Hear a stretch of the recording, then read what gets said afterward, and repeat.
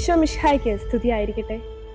ഇന്നിന്റെ ഈ വർത്തമാന ലോകത്ത് സമാധാനം കേവലം അക്ഷരങ്ങളിൽ മാത്രമാകുമ്പോൾ വിലാപത്തിന്റെയും കണ്ണുനീരിന്റെയും വേദനകളുടെയും മധ്യേ സമാധാനത്തിന്റെ സന്ദേശം ഈ ക്ഷിതിയിൽ പകർന്നു നൽകുവാനായി സമത്വത്തിന്റെയും കൂട്ടായ്മയുടെയും പങ്കുവെക്കലിന്റെയും പുതുലോകത്തെ വരവേൽക്കാൻ 2025 ക്രിസ്മസ് സമാഗതമാകുമ്പോൾ ലൗകികതയുടെ മാസ്മരികതയിൽ നിന്നും ഭേദിച്ച് ആത്മീയതയുടെയും ലാളിത്യത്തിന്റെയും സ്വർഗോന്മുഖ ജീവിതത്തിലേക്ക് ഈ വർഷം ഉണ്ണിമിശിഹായുടെ പിറവി നമ്മെ ആനയിക്കുന്നു.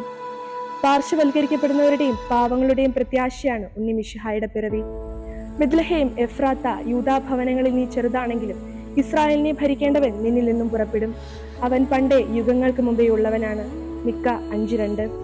ബെത്ലഹേം ചെറിയ നഗരം, പക്ഷെ ലോകത്തെ ഭരിക്കുന്ന സമാധാനത്തിന്റെ രാജാവ് പിറവിയെടുത്തത് ബെത്ലഹേമിൽ നിന്നാണ്.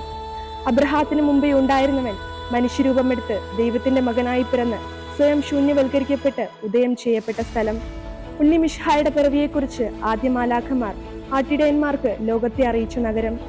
പൗരസ്ത്യദേശത്ത് നിന്ന് 3 ജ്ഞാനികൾ ആധുനിക GPS ആയ വാൽ നക്ഷത്രം വഴികാട്ടിയായി എത്തിച്ചേർന്ന് ഇന്നും ആ വാൽ നക്ഷത്രം വാനമേഘങ്ങൾക്കിടയിൽ നിലനിൽക്കുന്ന നഗരം.